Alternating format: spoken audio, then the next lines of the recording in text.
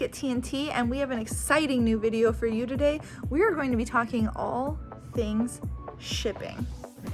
All right, I'm here at TNT, and this is, you called yourself the Swiss Army knife of TNT? Swiss Army knife of TNT. I kind of do a little bit of everything, and kind of make sure to keep Tommy and Tyler not crazy. So that's a lot. That's a lot to do. That's a lot. My name's Kenny Fisher. I do mainly the eBay piece and reviews to help Tyler out to be able to streamline the process and move things forward. If this feels overwhelming, don't worry. We're going to show you how all of this stuff works. Alright, so now we're going to go over the different ways to protect your cards. So this is a typical way that we receive cards in a penny sleeve inside a top loader. The best way to do it, throw a piece of tape over that or just put them in a team bag group together. Second, you can absolutely ship in a card saver. The card does not move. There is a difference between a Card Saver 1, Card Saver 2, and there's also Ultra Pros. Here's an example. This is much smaller. It makes it really difficult to get the card out. So it could potentially damage your card because of the fact that it is so tight. So you suggest So I suggest the Card Saver 1, ship in that, put it in a penny sleeve, slide it in there, and it's nice and easy for us to remove, inspect the card, and we can even reuse this. This is a one-touch. Please do not use a one-touch. The reason behind that is because the card can move, it can damage the corners, it can damage the edges, and with it sliding in there, it can damage the surface. You will also receive some of them back from Panini where it's already sealed in the one-touch. Absolutely ship it in the already sealed one-touch. That way, if it does not pass inspection by looking at it, then we do not cut it, and then you can sell it for a much higher premium in the one-touch seal. Now when it comes to protecting your thicker cards, first you're going to want to use a thick card sleeve. Now this one I pre-cut the corner here, so then the card will then slide in nice and easy and not damage any of the corners, because I know sometimes when you're trying to slide it in there, you can catch a corner on the edge. Now when it comes to those thicker cards, you have the 100 point, the 140, the 190, and 240. Now that's all going to be based on what your card is. Make sure that you're actually looking at the size, and the reason that you use the thicker ones is so you do not pinch the card as you slide it into the top loader. All right, we're gonna go over the different team bags and graded card bags. So we have the Beckett here on the left. Those are obviously the best for Beckett, but SGC slabs fit perfectly in these. PSA, USSA, it says it right there in itself, PSA. For graded card bags, these are gonna be your thicker slabs that you're going to slide in those. Also, those bags are the best to be able to ship your raw card. All right, now we're talking about how to protect your cards. We have these hobby armors that go on either side of the card. So if I was shipping one singular card, I could put it on either side.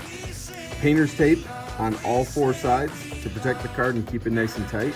If you do not have the hobby armor and you have constantly boxes coming in because people are always getting stuff from Amazon, so you can just cut up the same size cardboard and do the same exact thing. Also, the barn doors are phenomenal. There's a guy here locally in Michigan that we get these from, and you can put a slab right in there, you can put a one-touch in there, you can really put a raw card in there if you wanted to, and it will protect your card very well by folding up and cutting down. Now, a lot of people are afraid to ship to us in a card saver. What I'm going to show you is you get a stack of these, which you save a lot of space. smaller boxes, less packaging. That's right, you slide them right in, they fit nice and tight.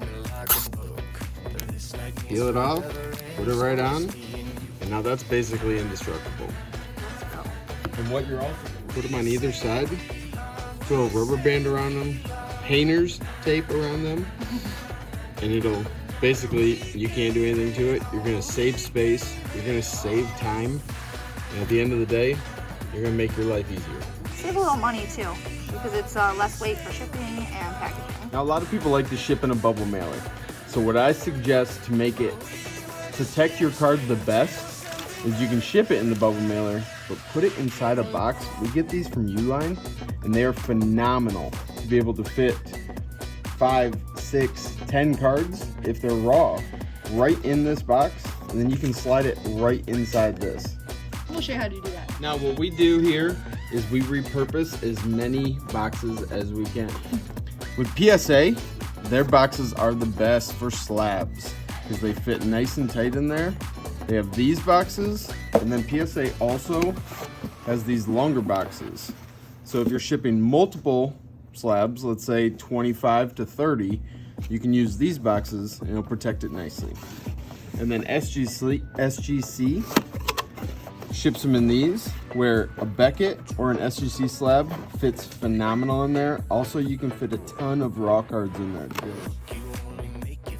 So we're gonna start with how you package and ship a slab. So one of the first things you want to make sure you put it in an actual team bag. So these are the PSA bags, so it actually has the PSA logo on there, but make sure it's on there, make sure it fits nice and tight, make sure it's flat. You almost can't tell that it's on there, but you can see on the edges Exactly. that it is nice. We use other ones too. These are my favorite though, for PSA slabs. Then once it's in there, and I'm gonna put it in these barn doors. Folds right around the slab. You come up and over the top, and then it tucks right down in. Sometimes. Perfect. So then it fits nice and tight. It's not going anywhere. You can't hear it shaking. And once we do that, we'll slide it in, make sure it's all the way down at the bottom to make sure it stays nice and tight. And then we fold it down right over top. And that's how you package a graded card. All right, so the second thing we're gonna do, we're gonna show you how to do a raw card. So make sure it is always taped at the top. What kind of tape should you use? Hey, always painter's tape. Don't use any. Scotch tape. The person you're sending it to is gonna hate you. I mean, at the end of the day, you're wrong if you do that because it will, number one, it will destroy the top loader and you won't be able to repurpose it again. So reduce, reuse, recycle. Second thing we use, so we use hobby armor around each of our raw cards. And we put one top, one bottom. More painter's tape. More painter's tape, top, bottom, right, left. So once again, make sure it is not going anywhere. Then we slide it into a bubble bag. These are super cool. That goes right over top, it doesn't move. Then we slide it into the bubble mailer. Once again, getting it all the way down to the bottom. Fold over, and that's how you package a raw card.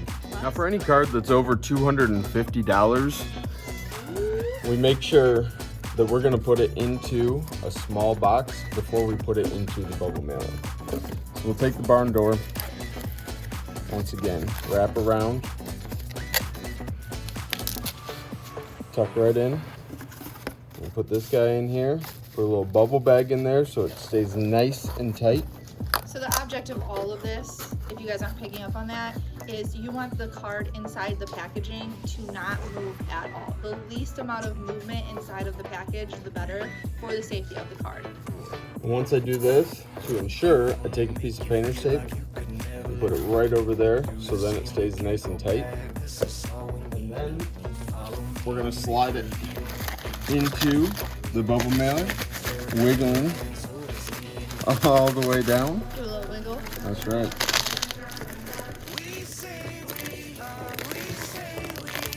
And fold over. And one thing to make sure, when you put the shipping label on top, make sure you cover up the seal so then it gives you that second layer of protection of seal. All right, now we're gonna go over how to ship bulk raw cards. So, one, make sure you put them into a team bag, keeps them nice and tight together, and it also prevents them from coming out of the bag itself, or the top loader itself.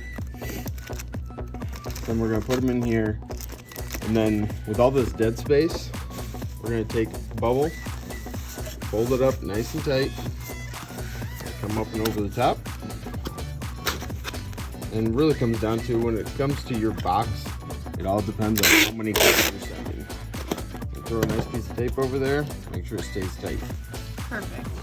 And these are one touches. Womp womp. So I made sure to take care of the dead space down here. There's some shoved down bubble. And then over top, 2 pieces. So they stay nice and Perfect. Great job. Now what's next? And now, what I'm going to do is I have an 8x8 box that they are going to fit in perfectly. I'm going to put some brown paper in the bottom of it. So would you say there's a lot of prep pre-packaging to make sure that all of your cards are going to fit nicely, you have the right boxes, you have the right packaging? Yeah, and as you do it more often, you're gonna know which boxes to use and which boxes to not use. It really comes down to how many cards you're shipping. So there's some brown tape brown paper underneath. And put brown paper on top. And fold it over, keeping it nice and tight, keeping that seal tight. Use brown tape. 3 pieces to make sure it covers all seals so no moisture can get into it. And that's how you package it up. Beautiful. Now I'm going to show you the best way to ship back a group of slabs. So you're going to take 2 lengths of bubble, fold it in half. You're going to take your slabs, place them right there in the middle. Are all those slabs covered in teen bags? Of course they are. It would be silly if they It weren't. would be silly. Roll it so they stay nice and tight. And you're going to slide them into a repurposed PSA box. So they fit nicely in there. They fit nicely. Come right up and over top. A little piece of tape holding it nice and tight. And now I have already prepped this. They don't come like this. Put down a nice bed of brown paper. Put that in the middle. Fold over, fold over, and shove down to take care of any of that dead space. And then throw your tape on. Always covering every seal. Cover it all. And then your label will go right there. But the nice thing is, you don't hear anything. No wiggling. I love it. Good job. Now, if you're like us, we ship a lot of things from eBay. So, the best way to be able to drop everything off at the post office, you come right here and you click Print USPS Scan Form. You click on that. Once it loads, it's going to pull this up. So then you can go ahead and click Print on your last scan form. And it'll pull this up right there for you.